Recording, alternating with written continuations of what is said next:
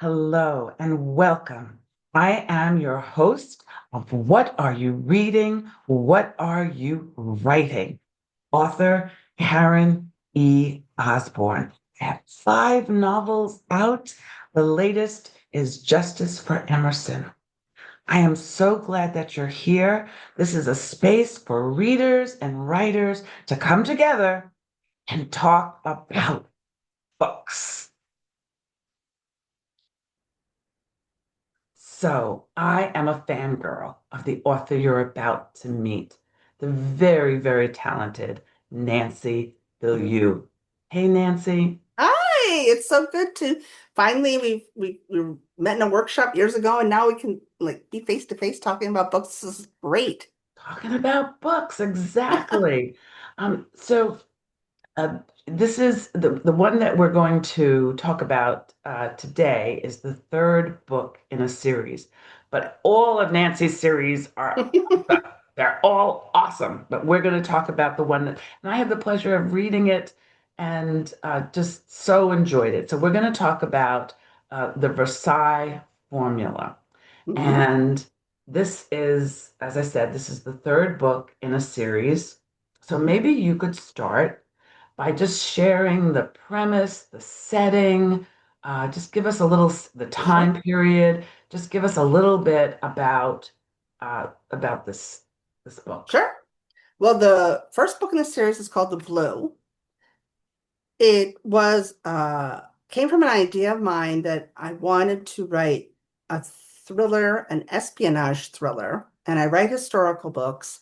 And it came to me to write it set in the porcelain world, which is full of bitter and sometimes violent rivalries.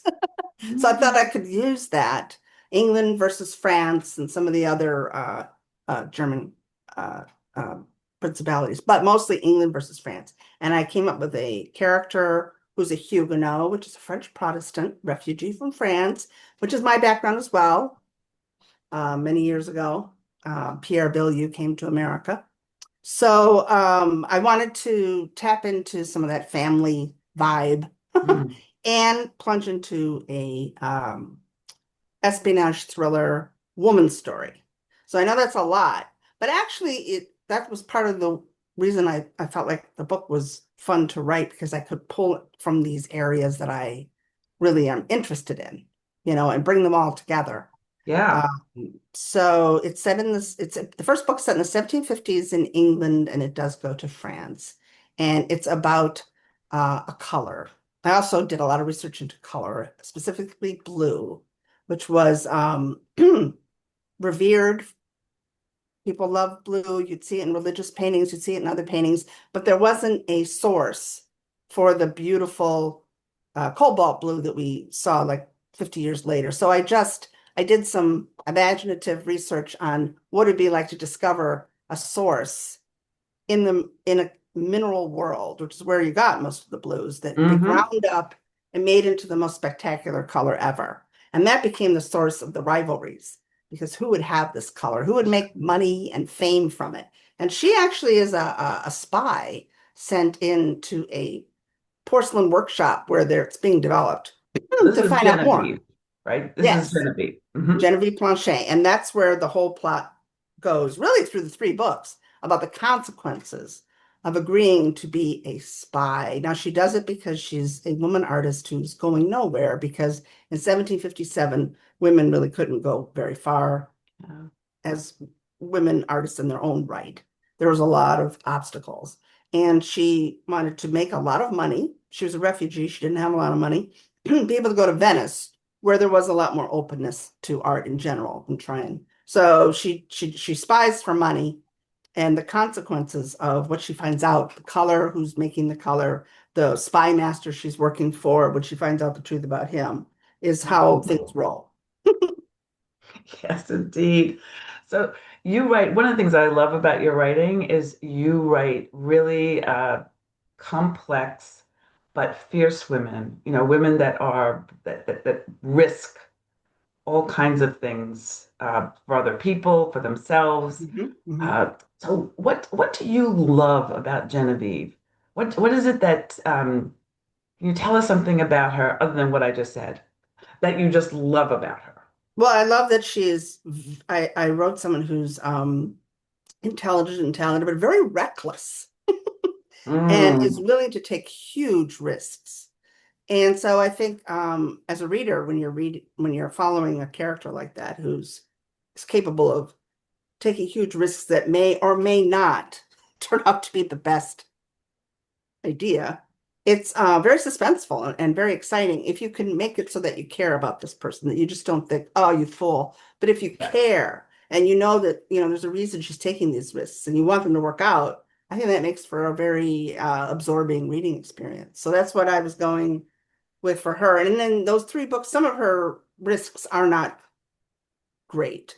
But Yes. one of the She reasons I makes some decided, mistakes, right? yeah, there are mistakes. And then Yeah. in the Versailles formula, though, the reason I wrote a third book is in the second one, she's going through, it's a mystery, it's in London, there's a lot of conspiracies, and she's sort of paying for mistakes. And the third one, I thought, I want her to really be a badass again. I want her to have a mission. I want her to like really have an adventure, a high Mhm. stakes adventure. And so, that's what that's why I set her loose again. Yes, and you succeeded in that. I mean, from the gripping opening, the opening seed, and then we, like in a good movie, it says 3 months Right. ago or 3 weeks ago, I forget what it was, but Yeah. Two before weeks before earlier. this, I'm not going to actually tell you what happens right this second. Right. And she's standing there. It was it's a very exciting. It reads like like all the qualities of a good mystery Oh, thank and you. all the wonderful qualities of a historical fiction. So that part is really great. Uh, when you were researching, so there's these we can go in these rabbit holes when Yes. we're when we're researching and find all kinds of things. Can you think of something that really surprised you or startled you or made Well, you laugh? in the third book, I was startled to read just how depraved the French were before the French Revolution. I mean, Oh, there are problems, right? To set up what happened with Louis the 16th. But my book is set during Louis the 15th. And when I read some of the details of what some of these aristocrats were capable of, and I'm not easily shocked, I was very shocked. And mm. I thought, this makes Dangerous Liaison look like Teletubbies. I mean, this is really very, very crazy stuff. So I try to get some of that into the book, give those qualities and backgrounds to some of the characters. And it's all, pretty much based on what people were really up to then. Up to, yeah. Can you give us a little example Well, without yes, giving away? there was a young duke who had a friend his own age in his late teens, and he deliberately led him down a path that involved alcoholism and a lot of women and sexually transmitted diseases. And his goal was to actually cause him to have a young death because he was the Wow. heir to the largest fortune in France. And he had one sibling, a sister. And so he succeeded. And this person, the Prince de Lamballe in history, really did die at the age of 23, leaving no children. And his sister married this duke. Duke Orleans, who went on to become very rich. People were really doing stuff like that. Yeah. Very, the long game. And Just what I was going to very, say, the long game. They plotted it yes, all out. Oh my goodness. And succeeded. plotting. It's not just like trying to get somebody to fall in love with you. It's trying to, like Dangerous Liaison and having your little vengeance snits. It's really trying to amass the greatest fortune in France. Mm. And and you map out your strategy. This is how I'm going to get it. So, I found that. And then the other thing when I was researching these books, I'm always struck by the wonderful dedication and talent of the artists, the painters and the people who worked in porcelain and the people who worked on furniture.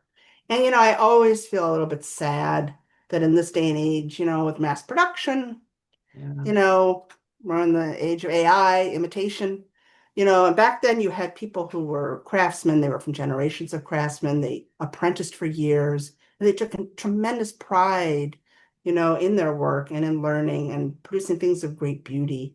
And, that's why when people talk about, a perfect leather bound book or, just anything that has to do with craft Correct. and education, I just think that's so wonderful. And I think that actually like Gen Z people really respect it. It's interesting. And I hope that there maybe in our culture, we're not going to just lose the sense of pride and beautiful artisanship. Yeah. Yeah. And creating great craft and look at us as writers, with AI, Oh, we know scary. what it takes to write a novel, to put all of your ideas and your energy and stuff, and then to know that people are just whipping off stuff I with know. artificial intelligence. It's very, I mean, we're getting to the point where people are just going to be endlessly synthesizing from each other. You know? yes, And the original ideas are going to be buried underneath all of this. I just hope that we all can kind of come to our senses on some of these things. And I'm not told, understand AI can be a time saver in business, but I'm talking about like writing. That's where, writing, yeah, uh, and creating. I mean, mhm. yeah, yes. It'll be very interesting to see what happens. I know of so many writers. I Yes. don't know if this is true for you, but I have so many friends that found out that their books were being used by AI Oh yeah. and by chat to learn Yes. from them without any compensation, without any recognition, nothing. Just, I asked ChatGPT, mhm. what would a Nancy Bilyeau sequel to Fugitive Colors be?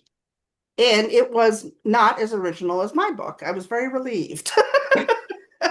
It had a lot of tropes, a lot of little cliches. I thought, okay, I'm still ahead of the machines, you know? Try that. That's Yeah. great. If it had had a better plot than mine, that would have been a That dark would have been day. upsetting. But fortunately, Yes. it had a lot of cliches and obvious stuff in it. Yeah, it was just an outline too. It was just one page. So I was like, yeah, good. Good, good, good. So you are into something that I don't quite understand, but it sounds so interesting, and I want to read. I want to read the book, Right. but I don't know. So tell our audience Well, about sure. Kickstarter and what you're doing. It's called Once Upon a Gothic. And another writer and creator, Chris Waldher, came up with the idea of coming up with four books that are in the public domain that are Gothic classics. Uh, Frankenstein, Dracula, Phantom of the Opera, and Northanger Abbey. And you can uh, take them and produce them yourself as print books, but of course, anybody can get them Amazon or Barnes and Noble any day of the week. But we would then do our own interpretations or sequels to them. And then this would be a beautiful print book and it would flip. So one book will have, if you open it one side, it will have the original, and you turn it around and read it, and it will be the new writer's idea. Like one of the other writers is it's called Unnatural Creatures, which is the women of the Frankenstein family, looking at it through their point of view, and mine is 22 years later, Northanger Abbey. What has happened to Catherine Morland? Now Catherine Tilney, because at the end of the book she does get married, and her fascination with the Gothic, is it still a factor in her Yeah. life? So and motivating her to make some assumptions and have some suspicions. Um, and I really enjoyed having this opportunity to do that. And if you're a writer, with a publisher, you just don't can't come up with these kinds of ideas on your own. So what we four women are doing this together, but Chris is the one who came up with the overall idea. And it is a Kickstarter because it's an exclusive print book. And if people sort of start following our campaign, and Hmm. then they'll become aware of some extras, little interviews, little research nuggets, maybe some Mm. beautiful artwork that we can come up with. And then at the end, you can get, when the campaign is over, then you get the actual exclusive books. It's not going to be on Amazon as an ebook. It's going to, this is part of my being excited about print. Although I read ebooks every day, literally. Mhm. So I'm not saying you can't You're do not that. knocking ebooks, yeah. Yeah, I wanted to really immerse myself in something kind of special and different, sort of rediscover to a classic and work on this character. So it's been just so much fun. So the campaign is that people put money into, like, how Yes, to buy the book at the end. at Yes. the end. Yes, you're not really financing us to write it or anything. It's more just buying the book at the end, so that you can have it mailed to you. But you want to gather Yes, this we want to gather people who people, lots follow. and lots of people, because Yeah, and a Kickstarter sees a lot of people doing it. They like that, and then they'll make it more prominent, yeah, so other yeah, people can discover you. and then I get this beautiful bound Hmm. book on one side, the original, and on the other side, the reimagined, Yes, the sequel or the yes. prequel, whatever the people decide Yes, to do. exactly. So you could see what this today's author has sort of who loves this book has come up with something different to say. I mean, I'm really interested. My friend Paulette Kennedy, who's a great writer, has taken on Dracula to actually try and write about his brides. And the thing is, I love Dracula, and I've read it like so many times. But some of the ideas about women are they don't translate all that well to the present time. Hmm. And I think that there's a lot of material there for her to have, something to say about it and to actually have. And I think from what I haven't read it, but I've heard so much about it that it's actually very sexy too. So I thought, well, this is Ooh, cool, okay, you that's know? cool. Yeah, this is like something just plummeting in. And it's not like we're just like, oh, we're just going to do this the modern way, a lot of feminism, look out, but we're just trying to get in with the characters and just see if there's something new and interesting and hopefully illuminating to say about these worlds. Because we all love Gothic. That's how we all came to it. We all love uh The Gothic gospel. classics. I'm in a Yeah, yeah. book club where we're reading Turn of the Screw and a new book called Victorian Psycho. Oh boy. I know, which is sort of, it's not a direct sequel or anything, but it's sort of a take on the governess and the removed uh, house on the moor with the troubled children. You know, People love to write that story. So there's a lot of the Gothic just never goes away, really.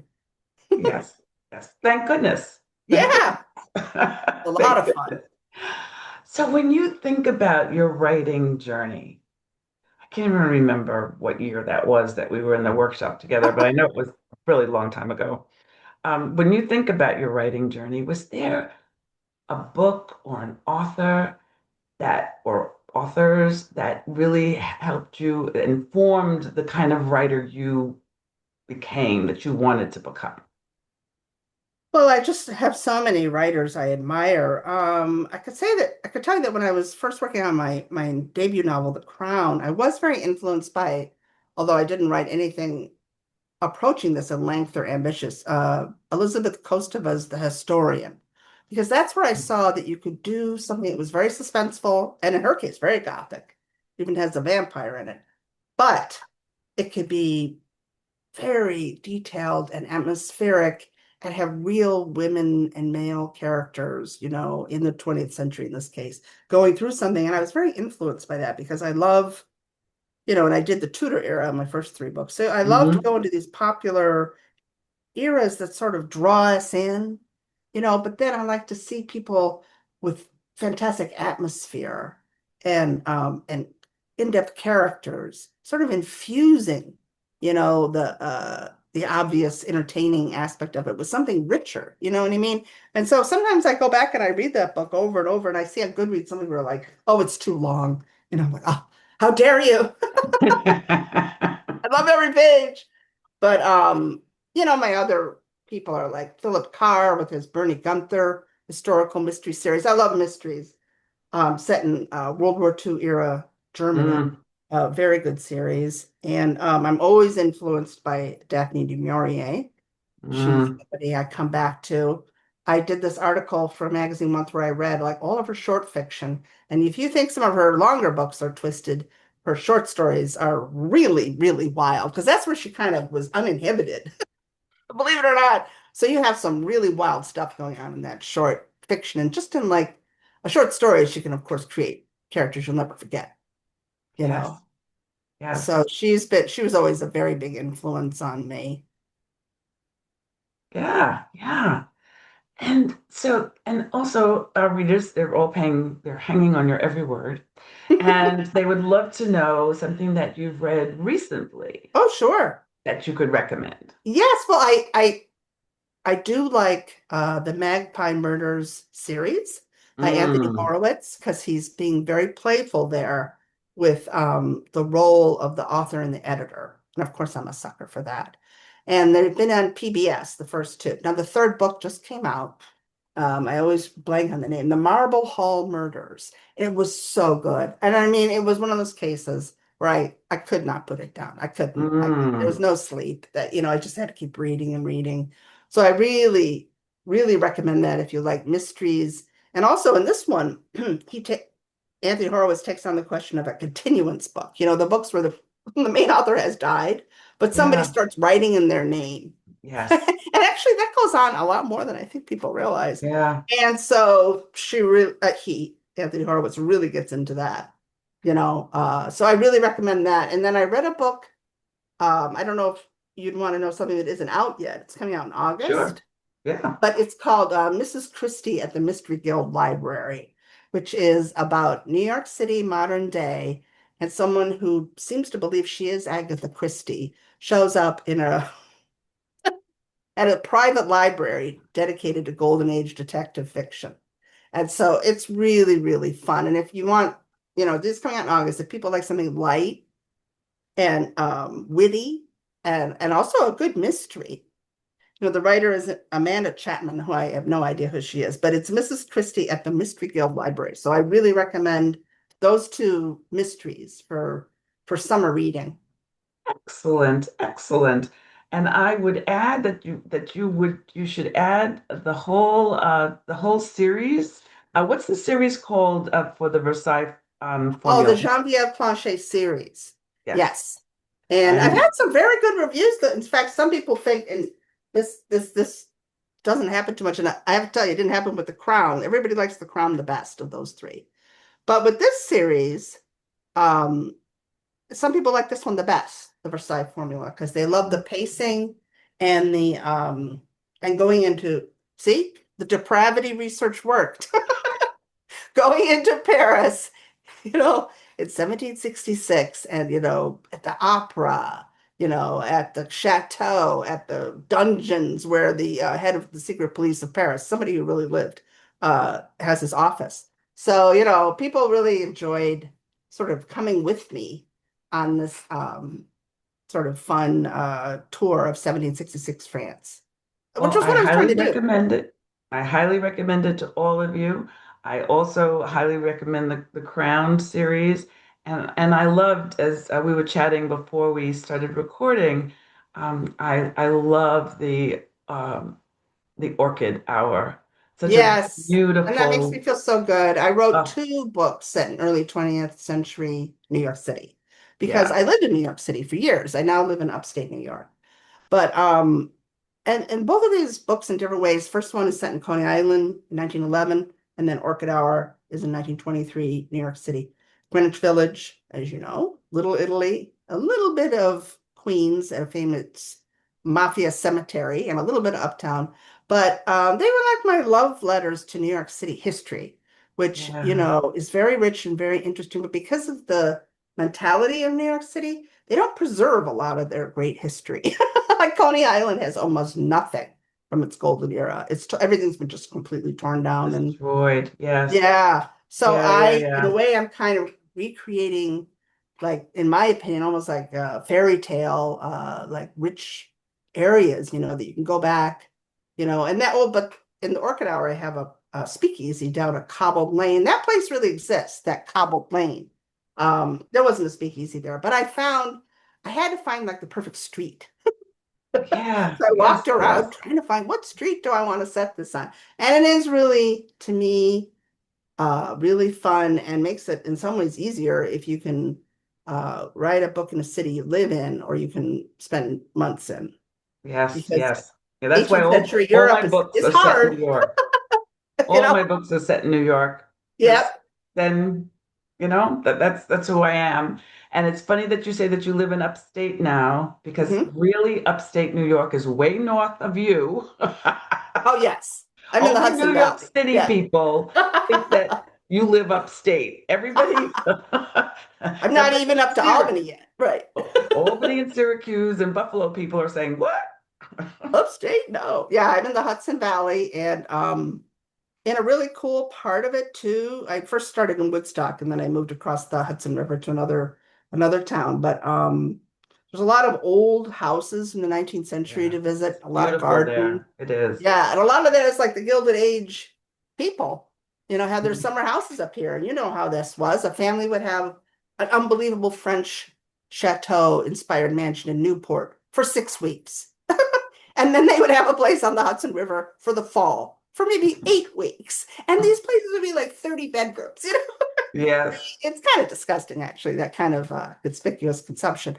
But to but it's tour beautiful to them, read about and yeah, beautiful and to to write see them and to about. think about, yeah, these greedy, ambitious, wild stories, it's fun. It is fun. Well, I know you have intrigued our audience. They're so glad that they met you. You can Oh, buy all, except for this last one that she's telling you about, the newest one, mhm. you can buy on Amazon, Barnes and Noble, your Yep. local independent store. You can ask Bookshop.org. for it in your Mhm. library. But where can people follow you? Where can people keep up with what you're doing? Find out Sure. when the Kickstarter book is going to Right, come out. right. Well, I'm on Facebook. I have a Facebook author page, Nancy Bilyeau. Having a very unusual name means I'm easy to find. So if you just look on Facebook, you'll see my author page, and I love to share like not just book news, but like photos of my gardens, cooking mishaps, everything else I can think of up there. And then the other thing is my newsletter, which I do just once a month. I try not to overwhelm anyone. And if you go to my author website, which is www.nancybillieu.com, again, nobody else wanted the name. It's easy. Um, and then just on that homepage, you can see the newsletter sign up. And then just once a month, and I have giveaways from other authors of their books. And I just try to make it fun and light, and not just scream buy my books over and over, but just like try and talk about being a writer and, where I live and so forth. So if people want to sign up for the newsletter, that's like the best way, because with social media, like look what happened with Twitter. You just never know where it's going to go. I don't have any control at all. And Yeah. Facebook could suddenly go in a whole new direction, and that will go away. So, but the newsletter, then like I'll always be in touch with people. They'll always be able to follow me. So I always That's urge good people to do advice. that. That Yeah. makes a lot of sense. So I know that all of you are eager to do that and that you will get on, you'll write reviews. You're Oh, so yes, reviews. important to us, and you will let Nancy know that you met her on What Are You Reading? What Are You Writing? See you next week, everybody. Thank you so much for Oh, joining us. thank you for this conversation.